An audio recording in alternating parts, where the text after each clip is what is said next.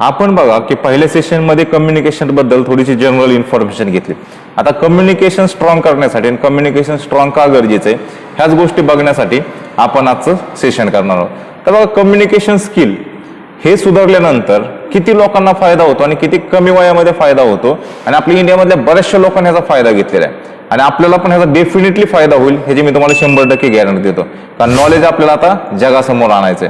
बरीच आहेत लोक, मी पीपीटीच्या माध्यमातून तुम्हाला दाखवून देतो की असे कोण लोक आहेत इंडियामध्ये जे कमी वयामध्ये, असे बरेचसे यंगस्टर्स आहेत, लहान मुलं सुद्धा आहेत ज्यांनी त्यांचं प्रेझेंटेशन स्किल स्ट्रॉंग करून जगासमोर ते घेऊन आले आणि त्यांच्या आयडियाज, त्यांचे थॉट्स आज जग मान्य करते. आपल्याकडे पण आयडियाज आणि थॉट्स असून फक्त उपयोग नाहीये, ते जगासमोर आणणं खूप गरजेचं आहे आणि त्यासाठीच गरजेचं आहे आपलं प्रेझेंटेशन स्किल आणि कम्युनिकेशन स्किल. एक एक्झाम्पल मी पीपीटीच्या माध्यमातून तुम्हाला एक एक्झाम्पल दाखवायला सुरुवात करतो, मग तुम्हाला समजेल की जग कुठं चाललंय आणि आपण घाबरून फक्त घरातच बसलेलो तर नाही ना.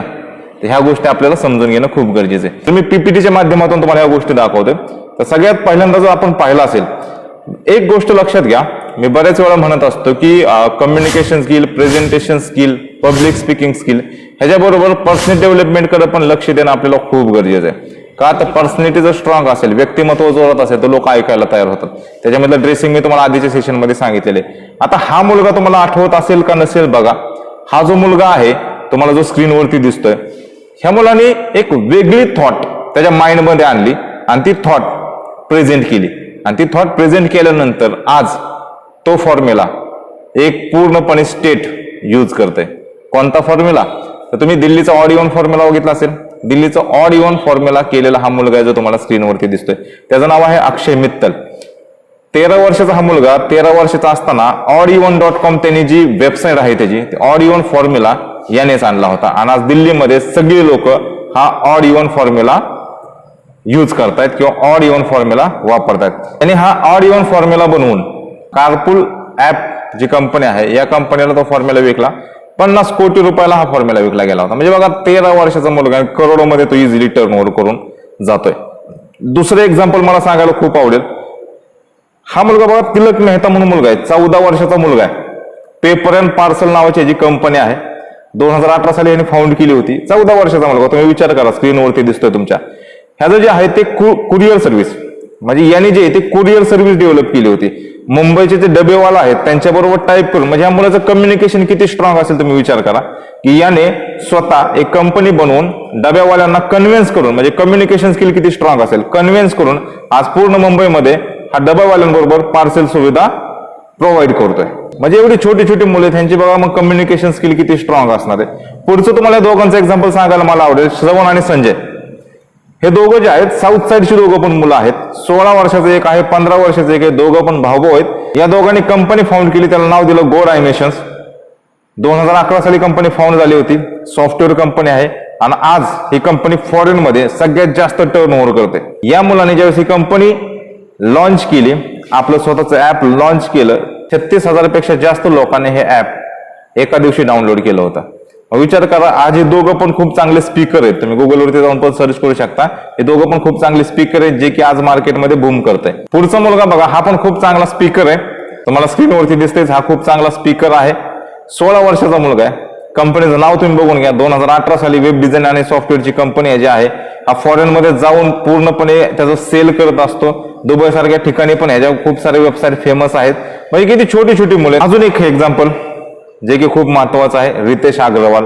तुम्ही ओयो रूम्स तर सगळ्यांनी ऐकलं असेल. 2012 साली फाउंड झाली होती, पण आज जगभरामध्ये सगळ्यात मोठं हॉटेलचं जाळं जर कोणी केलं असेल तर रितेश अग्रवाल, म्हणजे यंगेस्ट बिलिनियर म्हणून यांचं नाव त्या काळामध्ये ओळखलं जात होतं, अजूनही ओळखलं जातं. म्हणजे बघा यांची कम्युनिकेशन पॉवर किती जबरदस्त असेल. एवढी मोठी टीम हँडल करणं, एवढ्या लोकांपर्यंत पोहोचणं. मग विचार करा कम्युनिकेशन स्किल आपल्यासाठी किती महत्वाचे. पब्लिक स्पीकिंग मध्ये आणि कम्युनिकेशन मध्ये एक गोष्ट खूप वेळा ऑब्झर्व केली जाते लोकांकडून की ड्रेसिंगच्या बाबतीमध्ये मी तुम्हाला सांगतो की समोरच्या व्यक्तीचा आपण ड्रेसिंग बघून त्याच्याशी कम्युनिकेट व्हायला सुरुवात करतो. आता कसं सुरुवात करतो, एक इमेज दाखवतो मी तुम्हाला.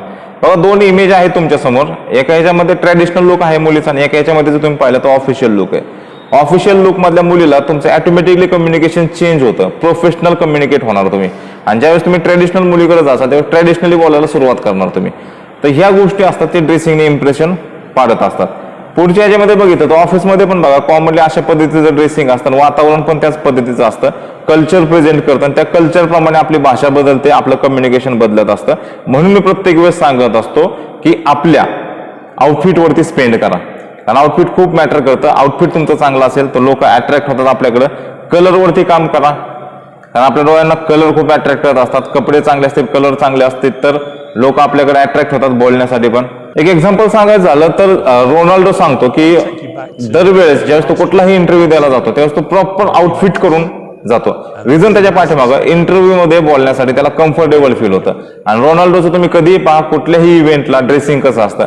अजून एक एक्झाम्पल सांगा जर शाहरुख खानचं ड्रेसिंग तुम्ही बघू शकता, ज्या त्या ठिकाणी ज्या त्या पद्धतीचं प्रॉपर त्यांचं ड्रेसिंग असतं.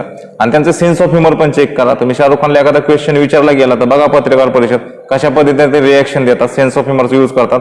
कम्युनिकेशन स्किल स्ट्रॉंग करण्यासाठी सेन्स ऑफ ह्युमर पण खूप महत्वाचा असतो, म्हणजे प्रसंग अवधान राखून बोलणं. तर या सगळ्या गोष्टी मॅटर करतात कम्युनिकेशन स्किलमध्ये. आता कम्युनिकेशन स्किल आणि पब्लिक स्पीकिंग मध्ये ज्यावेळेस तुम्ही प्रेझेंट होता त्यावेळेस कोणत्या गोष्टी महत्वाच्या असतात ते आपण पटपट बघून घेऊया. मी तुम्हाला एक एक इमेज दाखवत जातो, मी तुम्हाला समजेल. इथं जर पाहिलं तर ड्रेसिंग कशा पद्धतीने असलं पाहिजे मी इथं दाखवलं गेलेलं बघा. दोन्ही ड्रेसिंग मध्ये ऑफिशियल आहे, कॅज्युअल आहे. ड्रेसिंग खूप मॅटर करत असतं.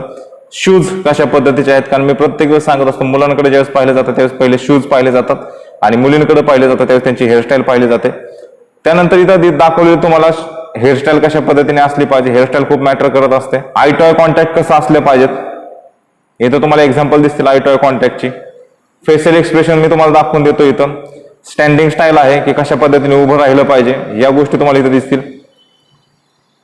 सिटिंग स्टाईल आहे, हँड मुवमेंट आहेत, व्हॉइस ट्युनिंग आहे. त्या सगळ्या गोष्टी कम्युनिकेशन स्किलमध्ये मॅटर करत असतात. आय होप ह्या छोट्या छोट्या टिप्स तुम्हाला हेल्प करतील. बाकीच्या गोष्टी आपण नेक्स्ट सेशन मध्ये पाहणार आहोत. स्टे ट्यून, कंटिन्यू करा. Be perfect. Let's begin.